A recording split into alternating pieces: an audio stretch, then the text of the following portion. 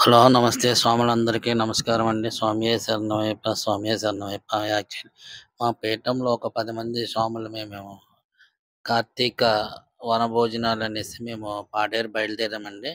So, మార్గం మధ్యలో ఒక దగ్గర ఆగి మాకు వంటకి సంబంధించిన వస్తువులు అంటే టమాటా, బంగాళదుంప, బియ్యం, కొంచెం రేషన్ సామాన్లన్నీ కొనుక్కోవడం జరుగుతుంది. ఈ స్వాములందరూ కొంతమంది స్వాములు ఒక్కొక్కరు ఒక చెయ్యేసి అన్ని కాయగూరలు తీసుకుంటున్నారు. ఏమేమి కావాలో అన్నీ ఏరుతున్నారు మంచివి. ఏరి తీసుకుంటున్నాం. మొత్తం ఇక్కడే అన్నీ తీసుకుంటున్నామండి. ఈ స్వాములందరూ మొత్తానికి అందరూ కష్టపడుతున్నారు. ఒక్కొక్కరు ఒక్కొక్క ఐటెమ్ తీసుకొని అన్నీ తీసుకొని ఇక్కడి నుంచి మనం పాడేరు బయలుదేరామండి. పాడేరు ఇప్పుడే అమ్మవారి దర్శనం, పాదాల దర్శనం చేసుకున్నాము. చేసుకున్న తర్వాత ఇప్పుడు మనం పాదాల నుంచి పైకి వెళ్ళే మార్గం మధ్యలో పైకి వెళ్తే అక్కడ వండుకోవడానికి అంటే అక్కడ ఫుడ్ ప్రిపేర్ చేసుకోవడానికి మా దగ్గర నుంచి చిన్న స్టవ్ ఒకటి పట్టుకెళ్ళాము. తర్వాత అక్కడ కట్టెల పొయ్యి ఒకటి అరేంజ్ చేసుకొని అక్కడ ఒక దాని మీద బిర్యానీ, ఒక దాని మీద కర్రీ కూడా పెట్టడం జరుగుతుంది.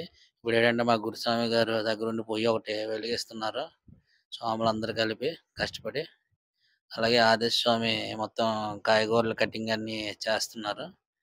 స్వామి కాయగూరలు అవి కట్ చేసి ఇస్తే అక్కడ జగదీష్ స్వామి బిర్యానీ ప్రిపేర్ చేస్తున్నారు.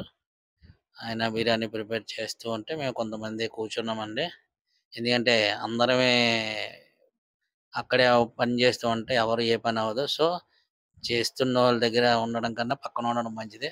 ఎందుకంటే ఎక్కువ మంది ఉన్న ఫుడ్ సరిగ్గా ప్రిపేర్ అవ్వకపోవచ్చు. సో, ఒకళ్ళు ఇద్దరి మీద వదిలేస్తే హ్యాపీగా ఫుడ్ ప్రిపేర్ చేస్తారు. ఆల్రెడీ జగదీష్ స్వామి ఎక్స్‌పీరియన్స్ క్యాండిడేట్ వండే విషయంలో. సో, అలాగా ఆయన బిర్యానీ అయితే ప్రిపేర్ చేస్తున్నారు. ఆదిశ్ స్వామి అన్ని కటింగ్స్ అయి చేయించి ఇస్తున్నారు. బిర్యానీ అనేది గ్యాస్ స్టవ్ మీద పెట్టామండి. అక్కడ కర్రీ అనేది చూడండి స్వామి అదే మన నరసింహరావు గారు దగ్గరుండి ఎంతో కష్టపడుతున్నారు. ఆ పొయ్యి ఆరిపోతూ ఉంటుంది. అలా ఊతున్నారు. మొత్తానికి అలా మంట పెడుతూ ఉన్నారన్నమాట. మొత్తానికి ఏదోలాగా ఫుడ్ అనేది ప్రిపేర్ చేస్తున్నారు. మా స్వాములందరం మిగతా స్వాములందరమే అక్కడ కూర్చొని చూడండి ఎంత హాయిగా కూర్చొని చూస్తున్నాం. వీళ్ళొక ఇద్దరు ముగ్గురు కష్టపడుతున్నారు. మిగతా స్వాములందరమే కూర్చొని హ్యాపీగా ఎంజాయ్ చేస్తున్నాం. సో, అందరం కూర్చొని మాట్లాడుకుంటున్నాం. ఈ కార్తీక మాసంలో మా వనభోజనాలు మా స్వాములతో కలిసి ఇలా మా అందరమే ఈ వనభోజనాలకి వచ్చి భోంచేయడం చాలా ఆనందంగా ఉంది. మా నూకరాజు స్వామి ఇప్పుడేంటంటే బియ్యం కొలుస్తున్నారన్నమాట. అంటే బిర్యానీలకి అంటే మేము 2 కేజీస్ రైస్ తీసుకొచ్చాము. సో, 4 కప్పులో ఎంతో వచ్చిందో ఒక 4 ఇడ్లీలొచ్చింది. దానికి డబల్ అనేది వాటర్ ఎయ్యాలంట. అది మనకు తెలీదు. జగదీష్ స్వామి చెప్పారు. వేసి బిర్యానీ ప్రిపేర్ చేయడానికి ఆల్రెడీ ప్రిపేర్ అయిపోతుంది. బియ్యం డైరెక్ట్‌గా ఏసి అంటే బాస్మతి రైసే తీసుకున్నాము. కాకపోతే మధ్యలో చిన్న స్టవ్ అంతరాయం కలగడంతో మళ్ళా దాన్ని కొంచెం టైట్ చేయవలసొచ్చింది. సో, అది కంప్లీట్ అయిపోయింది. మొత్తానికైతే బిర్యానీ స్టవ్ మీద పెట్టారు. మొత్తం అంతా ప్రిపేర్ అయిపోతుంది. మేమైతే ఇద్దరం అంటే ఒక 10 మంది స్వాములైతే రావడం అయితే జరిగింది స్వాములు. అలాగే మీరు కూడా స్వామి మాలలో ఉంటే ఇలా వనభోజనాలకెళ్ళి స్వాములందరూ ఒక దగ్గర వనభోజనాలంటే అక్కడే తయారు చేసుకొని తింటే బావుంటది. ఎందుకంటే అదొక ఆనందం. మాకు ఈ సంవత్సరం అయ్యప్ప ఇచ్చిన వరమండి.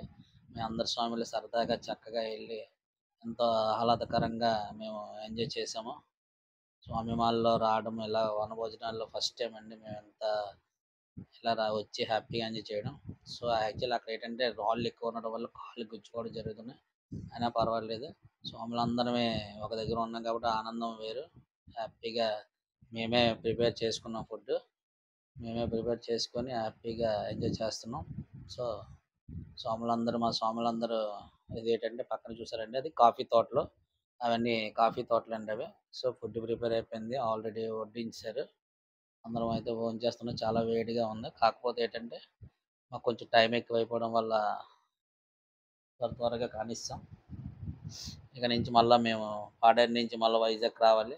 సో, అందువల్ల అప్పటికే 3:33 అయిపోయింది మా సమయంలో.